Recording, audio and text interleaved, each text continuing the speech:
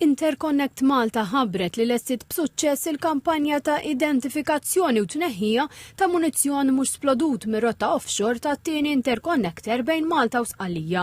Din il-proċedura tul il-kurutur ta' 99 km taħt il-baħar kienet komplessa u bdiet bis-sħariġ marittimu dettaljat li matulu ġew identifikati l fuq minn is-700 oġġett tal-metall. Wara analiżi rigoruża dan l-ammont naqas għal ftit inqas minn 400 oġġett li ġew investigati fiżikament permezz ta' spezzjoni speċjalizzata li identifikat 84 minnhom bħala munizzjon mhux splodut, numru li kien diġà sostanzjalment akbar minn dak li konna nafu bih. Waqt ix-xogħlijiet beda jinstab munizzjon ieħor li kien moħbi taħt oġġetti identifikati fil-bidu biex bekk l-ammont finali ta' munizzjon mhux splodut li kellu jitneħħa minn din ir-rotta tela l 117.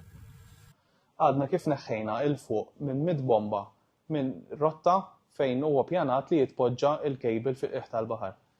Dan huwa proċess importanti ħafna, mhux biss minħabba l-kejbil innifsu imma anke minħabba l-ħaddiema li jkunu qegħdin jaħdmu fil-dan il-proġett iktar qudiem. Ġi spjegat li l-oġġetti li nstabu kienu jvarjaw minn artillery shells u hand grenades sa mortars kontra sottomarini. Minħabba l-fond tal-baħar u riskju għas-sigurtà, l-attivitajiet saru minn speċjalisti bl-użu ta' remotely operated vehicles. Intqal li dawn l-operazzjonijiet kienu jeħtieġu pjanar dettaljat u koordinazzjoni mal-Forzi Armati ta' Malta.